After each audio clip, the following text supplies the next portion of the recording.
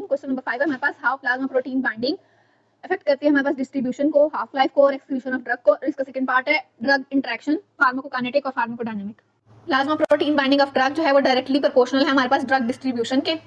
जब ड्रग्स जो है वो प्लाज्मा प्रोटीन के साथ बाइंड करेंगी तो रिवर्सिबल बाइंडिंग जो है वो हमारे पास ड्रग की उनकी जो है एलिमिनेशन को स्लो कर देगी, क्योंकि ड्रग जो है वो प्लाज्मा प्रोटीन के साथ, ये ड्रग है और साथ में हमारे पास प्लाज्मा प्रोटीन है। प्लाज्मा प्रोटीन के साथ जब वो ड्रग बाइंड होगी तो वो कम जो है वेस्कुलर कंपार्टमेंट में जाएगी, लाइक वारफरिन जो है वो एल्ब्यूमिन के साथ बाइंड कर जाती है। इस तरह से हमारे पास एक ड्रग का रिजर्वोयर बन जाएगा और ड्रग जो है फ्री ड्रग प्लाज्मा कंसंट्रेशन जो है वो हम मेंटेन कर सकेंगे इस तरीके के जरिए। मतलब थोड़ी सी ड्रग यूज हुई प्लाज्मा प्रोटीन वाली, फिर थोड़ी सी आ गई free drug. Plasma protein binding की वजह से हमारे पास ड्रग जो है वो ज़्यादातर प्रोटीन से बाइंड रहेगी, ब्लड में कम जाएगी। ब्लड में कम जाएगी तो वॉल्यूम ऑफ डिस्ट्रीब्यूशन कम होगा, वॉल्यूम ऑफ डिस्ट्रीब्यूशन कम होगा तो हाफ लाइफ भी कम होगी उस ड्रग की और उसकी क्लियरेंस भी कम होगी। सेकंड पार्ट है इस क्वेश्चन का कि हमने फार्माकोडायनामिक और फार्माकोकाइनेटिक ड्रग इंटरेक्शंस बताने हैं। फार्माकोकाइनेटिक जो ड्रग इंटरेक्शन है वो हमारे पास सेम जो इसके फार्माकोकाइनेटिक प्रिंसिपल्स होते हैं उनके ऊपर बेस है, एब्जॉर्प्शन, डिस्ट्रीब्यूशन, बाइंडिंग और एलिमिनेशन, मेटाबॉलिज्म और एलिमिनेशन। एब्जॉर्प्शन के ऊपर ये है कि हमारे पास जीआईटी के थ्रू एब्जॉर्प्शन जो है वो इन्फ्लुएंस कर सकती है कि ड्रग्स जो हैं उन्होंने इंटरेक्ट करना है या नहीं करना, बाइंड करना है या नहीं करना, like resins, antacid, calcium coating foods वगैरह जो हैं, कैल्शियम कंटेनिंग फूड्स, ये एजेंट्स जो हैं ये जीआईटी की मोटिलिटी इंक्रीज या डिक्रीज कर सकते हैं, जिसकी वजह से हमारे पास दूसरी ड्रग्स लाइक मेटाक्लोप्रामाइड, एंटीमस्करिनिक रिस्पेक्टिवली जो हैं इन ड्रग्स की वजह से इनका इंटरेक्शन होगा। इसके अलावा ये पी ग्लाइकोप्रोटीन को अल्टर कर सकते हैं जो मल्टी ड्रग रेजिस्टेंट पम्प है, ऑर्गेनिक एनाइन ट्रांसपोर्टर्स को भी इफेक्ट कर सकते हैं। इसके अलावा ये एंटासिड्स का यूज़ है ये गैस्ट्रिक पीएच को इंक्रीज कर सकता है, जिसकी वजह से gastro intestinal absorption, digoxin, ketoconazole, quinolone, antibiotic, tetracycline वगैरह की एब्जॉर्प्शन कम हो सकती है। ये हमारे पास एब्जॉर्प्शन बेस्ड जो है वो डिफरेंट इंटरेक्शंस हैं। ड्रग की बाइंडिंग, ड्रग इंटरेक्शन जो है वो डिस्ट्रीब्यूशन और बाइंडिंग पे भी डिपेंड करता है। ये हमारे पास डिफरेंट ड्रग्स जो है वो प्लाज्मा प्रोटीन के साथ बाइंड कर जाती हैं, जिसकी वजह से हमारे पास इनके इंटरेक्शंस लाइक एंटीबैक्टीरियल सल्फोनामाइड जो है वो डिस्प्लेस कर सकते हैं मेथोट्रेक्सेट, फेनिटोइन, सल्फोनाइलूरिया, वारफरिन को, जिस साइटोएल्ब्यूमिन से बाइंड हुए होते हैं। लेकिन इस तरह के जो इंटरेक्शन है ये मुश्किल से मिलते हैं। कुछ ड्रग्स जो हैं वो मेटाबॉलिक क्लियरेंस की वजह से उनका इंटरेक्शन होता है, लाइक इंजाइम जो हमारे पास साइटोक्रोम का होता है P450 इंजाइम, इसकी वजह से हमारे पास कुछ ड्रग की एलिमिनेशन या तो ज़्यादा हो जाती है या फिर कम हो जाती है, लाइक बारबिटूरेट, कार्बामेज़ापीन, एथेनॉल, फेनिटोइन, रिफेम्पिन और एस्टिजॉन रैट्स। इसके अंदर हमारे पास ड्रग इंडक्शन हो जाती है एंजाइम की, इंडक्शन की वजह से इनकी क्लियरेंस ज़्यादा हो जाएगी। इसके ऑपोजिट में कुछ ड्रग्स हैं amiodarone, cimetidine, disulfiram, erythromycin, furanocoumarin, ketoconazole, quinidine, ritonavir, sulfonamide, verapamil. ये वो ड्रग्स हैं जो कि हमारे पास इनहिबिटर हैं C4-5 साइटोक्रोम P450 इंजाइम्स की, जिसकी वजह से इनकी जो एलिमिनेशन है वो हमारे पास कम हो जाएगी और बॉडी के अंदर इनके लेवल्स जो हैं वो इंक्रीज हो जाएंगे। कुछ ड्रग्स हैं लाइक प्रोपेनोलॉल, वो हेपेटिक ब्लड फ्लो को डिक्रीज करती हैं, जिसकी वजह से उनकी क्लियरेंस कम हो जाएगी। इसके अलावा फार्माकोडायनामिक इंटरेक्शन है। फार्माकोडायनामिक इंटरेक्शन के अंदर हमारे पास कुछ ड्रग्स का एडिटिव इफेक्ट हो सकता है, साइनर्जिस्टिक इफेक्ट हो सकता है और ऑपोजिट एंटागनिस्ट वाला इफेक्ट हो सकता है, एगनिस्ट वाला इफेक्ट हो सकता है। ये डिफरेंट तरह के ड्रग इंटरेक्शंस हो सकते हैं। ड्रग एंटागनिज्म वाले रिएक्शन जो हैं वो कम होते हैं, लेकिन इसके एग्जांपल के अंदर हमारे पास आते हैं एनसेड्स जो कि डिक्रीज कर देते हैं anti hypertensive action of ACE inhibitor by reducing the elimination of sodium. Additive effect हो सकता है, दो ड्रग्स जो हैं उनका इफेक्ट जो है वो समराइज होकर आना शुरू हो जाए और वो इंडिविजुअल इफेक्ट अपना ना दें, double effect like sedative, hypnotics और ओपियोइड्स, ये दोनों जो हैं एक दूसरे के साथ और एथेनॉल के साथ जब कंज्यूम करेंगे तो इसमें एडिटिव इफेक्ट आएगा। इंपॉर्टेंट ड्रग इंटरेक्शंस की अगर हम बात करें तो अल्कोहल है, सीएनएस डिप्रेसेंट, एसिटामिनोफेन के साथ एसिड्स जो हैं वो हमारे पास डाइजॉक्सिन, आयरन सप्लीमेंट, फ्लोरोक्विनोलोन के साथ, एंटीहिस्टामिन, एंटीमस्करिनिक्स के साथ, एंटीमस्करिनिक्स जो हैं ड्रग्स जो कि स्मॉल इंटेस्टाइन से एब्जॉर्ब होते हैं उनके साथ, क्योंकि ये हमारे पास मोटिलिटी को इंक्रीज या डिक्रीज करेंगी। बार्बिटूरेट्स, एजोल्स, कैल्शियम ब्लॉकर, साइक्लोस्पोरिन्स वगैरह के साथ रिएक्ट करेंगे, बीटा ब्लॉकर, इंसुलिन और प्राजोसिन के साथ। और इसी तरह एक लॉन्ग लिस्ट है हमारे पास, कार्बामेजिन, साइक्लोस्पोरिन, साइमेटिडीन, बेंजोडाइजेपिन्स, ये लास्ट है पैरामिनिक एडजन का। इसके बाद हमारे पास है वेरियस सिग्नलिंग मैकेनिज्म बताने हैं और हाउ टायरोसिन काइनेज रिसेप्टर जो है वो इंसुलिन के लिए काम करते हैं और थेरेप्यूटिक ड्रग मॉनिटरिंग। रिसेप्टर एक मॉलिक्यूल है जिसके साथ ड्रग जो है वो बाइंड करेगी और हमारे पास फंक्शनल चेंज आएगा बायोलॉजिक सिस्टम में। इसकी 4 टाइप्स हैं, type 1, type 2, type 3, type 4। Type 1 जो है वो हमारे पास लाइगेंड गेटेड आयन चैनल्स होते हैं, मेम्ब्रेन के अंदर लोकेटेड होते हैं, हाइड्रोफिलिक होते हैं। इफेक्टर जो है इसके अंदर आयन चैनल होता है। स्ट्रक्चर इसका ओलिगोमेरिक असेंबली होती है अराउंड द सेंट्रल पोर। इसके अलावा हमारे पास मोड ऑफ एक्शन क्या है, ये चेंज करते हैं मेम्ब्रेन पोटेंशियल को, मेम्ब्रेन के चार्जेस जो है उनको छेड़ते हैं, जिसकी वजह से हमारे पास ये काम करते हैं। डोमेन्स इसके अंदर रिसेप्टर बाइंडिंग और चैनल लाइनिंग होती है।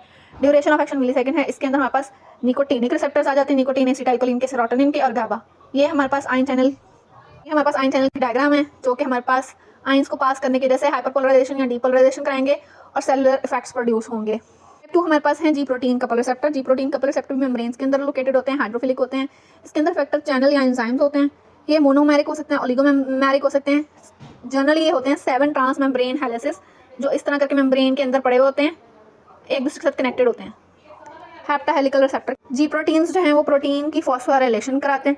GI साइक्लिक AMP के लेवल को कम करते हैं। GS साइक्लिक AMP के लेवल को ज़्यादा करते हैं।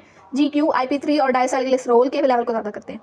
रिसेप्टर बाइंडिंग और जी प्रोटीन कपलिंग होती है। सेकंड्स के अंदर काम करते हैं। मस्करिनिक एग्जांपल है इनके अंदर, और एड्रीनो रिसेप्टर्स। जो सारे ANS के रिसेप्टर्स हैं, मस्करिनिक एसिटाइलकोलिन वाले और एड्रीनो रिसेप्टर्स यानी अल्फा और बीटा रिसेप्टर्स, ये सारे काम करेंगे थ्रू जी प्रोटीन कपल्ड रिसेप्टर।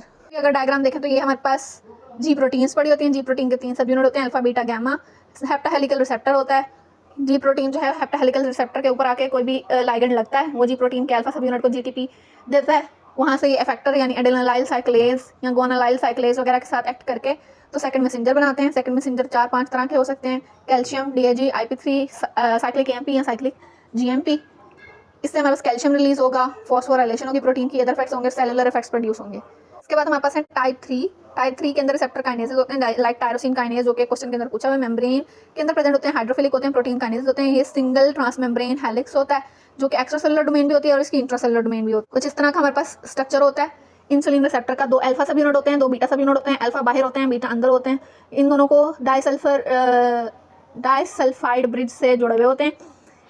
इंसुलिन आके रिसेप्टर के ऊपर बाइंड कर इंसुलिन आएगी, रिसेप्टर के ऊपर बाइंड करेगी। अल्फा सब यूनिट जो है वो बीटा के ऊपर टायरोसिन रेजिड्यूज लगे हुए हैं, उसकी फॉस्फोराइलेशन करा देंगे।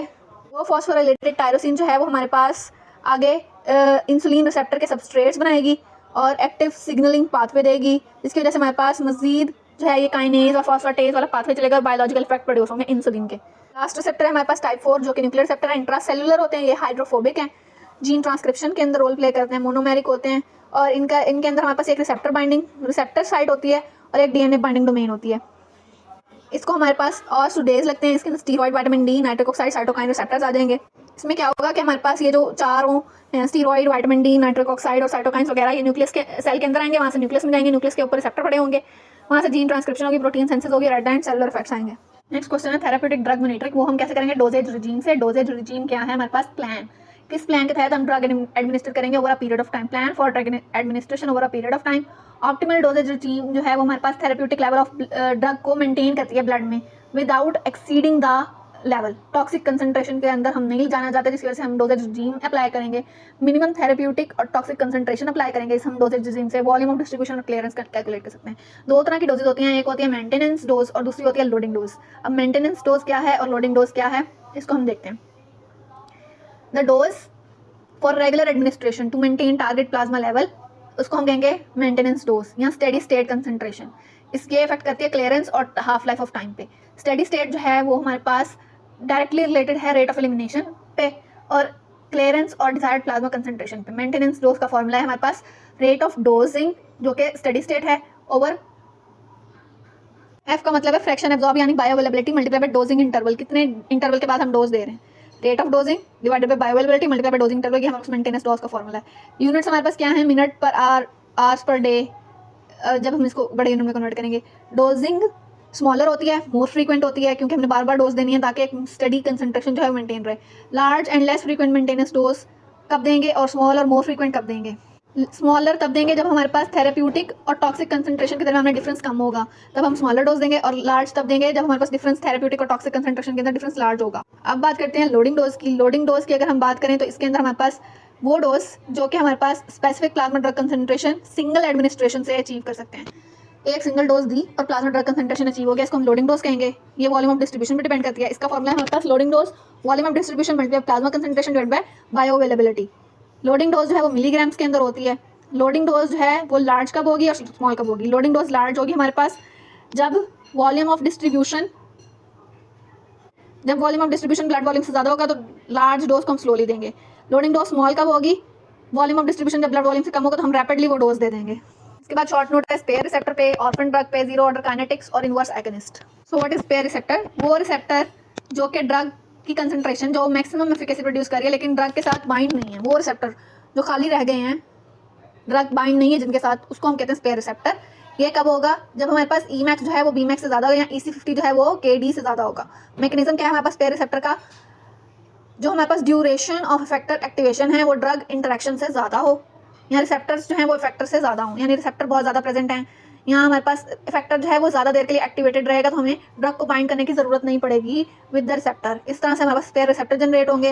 एग्जाम्पल के अंदर हमारे पास इंसुलिन आता है, जो कि इसके इंसुलिन के अंदर हमारे पास 90% जो हैं रिसेप्टर स्पेयर रिसेप्टर्स होते हैं। ये हमारे पास स्पेयर रिसेप्टर का ग्राफ है जिसके अंदर हमारे पास KD EC50 से ज़्यादा हो तब स्पेयर रिसेप्टर बनते हैं, और ड्रग इफेक्ट जो है वो मैक्सिमम R है, लेकिन ड्रग बाइंडिंग जो है वो मैक्सिमम नहीं है। ड्रग रिसेप्टर के साथ मैक्सिमली बाइंड भी है और इफेक्ट भी प्रोड्यूस करे, लेकिन रिसेप्टर फिर भी फालतू बचे हुए, इसको हम कहते हैं स्पेयर रिसेप्टर। ऑर्फन ड्रग वो ड्रग्स हैं जो कि रेयर डिजीज़ के लिए बनाई जाती हैं। लाइक US के अंदर अगर वो 2 लाख लोगों को बीमारी है, 2 लाख से कम लोगों को, और उसके लिए वो ड्रग बन रही है तो उसको हम ऑर्फन ड्रग कहेंगे। The study of such agent जो है वो हमारे पास निगलेक्टेड होती है क्योंकि उसके अंदर प्रॉफिट का मार्जिन कम होता है। तो US की गवर्नमेंट ने ये किया कि उन्होंने टैक्स रिलीफ दिया उन फैक्ट्रीज या उन इंडस्ट्रीज़ को ताकि वो ऑर्फन ड्रग बनाएं और उसके ऊपर रिसर्च करें। अच्छा, अब इसके एग्जांपल्स के अंदर हमारे पास कौन सी ड्रग्स आ रही हैं? सिस्टिक फाइब्रोसिस फाउंडेशन जो बना रही है, और उसके अलावा माइकल J. फॉक्स फाउंडेशन बना रही है फॉर पार्किंसंस डिजीज़, और गेट्स फाउंडेशन बना रही है। इसके अलावा Huntington disease society of America. ये 4 फाउंडेशन हैं जो ऑर्फन ड्रग्स बना रही हैं। Most popular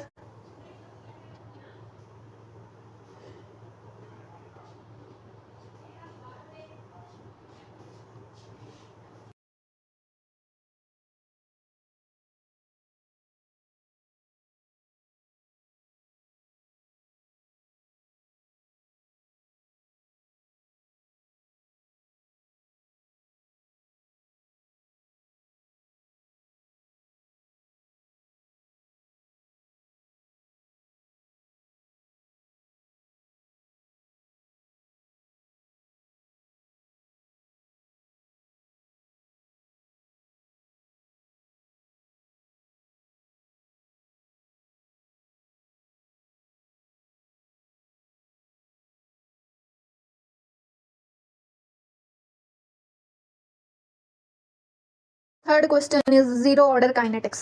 so this is zero order elimination या जीरो ऑर्डर काइनेटिक। इसके अंदर हमारे पास ये है कि ड्रग जो है वो बॉडी से एलिमिनेट होगी with the constant passage of time without independent of drug concentration. Drug की कंसंट्रेशन जितनी भी ब्लड में, अगर वो जीरो ऑर्डर काइनेटिक्स को फॉलो कर रही है तो वो कांस्टेंट टाइम पे कांस्टेंट ड्रग जो है वो एलिमिनेट होगी। प्रोसेस जो है वो कांस्टेंट है, एलिमिनेशन कैपेसिटी जो है वो लिमिटेड है, इंडिपेंडेंट ऑफ ड्रग कंसंट्रेशन होती है कि DC/KC जनरल DT जो है वो -K0/C0 कंसंट्रेशन में डिपेंड नहीं करती, खाली K0 रेट कांस्टेंट है, मिलीग्राम पर मिनट इसका यूनिट है K का, और जनरल इक्वेशन क्या है C, यानी कि concentration is equal to C0 - K0T। Graph कुछ इस तरह से बनता है। हमारे पास जीरो ऑर्डर काइनेटिक के केस में क्लियरेंस कांस्टेंट नहीं होती, हाफ लाइफ जो है वो हमारे पास वो भी कांस्टेंट नहीं होती ड्रग की। हाफ लाइफ का expression T½ is equal to 0.5 C0/K0। इसकी डिपेंडेंस होती है हाफ लाइफ की on the initial drug concentration के हमने कितनी ड्रग दी है, और समटाइम्स जो है ये प्रोसेस एंड हो जाता है। हाई टॉक्सिक डोजेस इसके एग्जांपल है लाइक एथेनॉल, एस्प्रिन और फेनिटोइन। इसके साथ ही हम फर्स्ट ऑर्डर काइनेटिक करेंगे। फर्स्ट ऑर्डर एलिमिनेशन या फर्स्ट ऑर्डर काइनेटिक के अंदर हमारे पास ड्रग की कंसंट्रेशन डिपेंड करेगी, डायरेक्टली प्रोपोर्शनल है। इसके अंदर हमारे पास ग्राफ जो है एक्जैक्टली ऑपोजिट बनेगा जीरो ऑर्डर काइनेटिक्स से। ये हमारे पास डायरेक्टली प्रोपोर्शनल है ड्रग कंसंट्रेशन के, जितनी हम ड्रग कंसंट्रेशन देंगे उतनी ही एलिमिनेशन होगी। इसके अंदर हमारे पास इक्वेशन है हमारे पास log C is equal to C0 is equal to log C0 - KT/2.3030। 2.3030 graph कुछ इस तरह का बनेगा। इसके अंदर हमारे पास कांस्टेंट रेट पे ड्रग एलिमिनेट होगी, हाफ लाइफ भी कांस्टेंट होगी। हाफ लाइफ के लिए फॉर्मूला होगा T½ is equal to 0.6931/K। Independent होगी इनिशियल ड्रग कंसंट्रेशन के, और कभी भी एंड नहीं होगी। मोस्टली ड्रग जो है वो हमारे पास फर्स्ट ऑर्डर काइनेटिक्स को फॉलो करती हैं। लास्ट क्वेश्चन है इस क्लास टेस्ट का, इनवर्स एगोनिस्ट। इनवर्स एगोनिस्ट वो ड्रग है जो बाइंड करेगी रिसेप्टर मॉलिक्यूल के साथ, लेकिन उसकी एक्टिविटी को कम करेगी। है एगोनिस्ट लेकिन एक्ट करेगी एज एंटागोनिस्ट। तो रिवर्स एगोनिस्ट हमारे पास रिसेप्टर की इनहिबिशन इसके अंदर ज़्यादा होगी रिसेप्टर के एक्टिवेशन से। इसके अंदर हमारे पास इंट्रिंसिक एक्टिविटी लेस देन 0 होगी। एग्जांपल के अंदर हिस्टामिन, H1S2 एंटी हिस्टामिनिक्स जो हैं ड्रग आती हैं।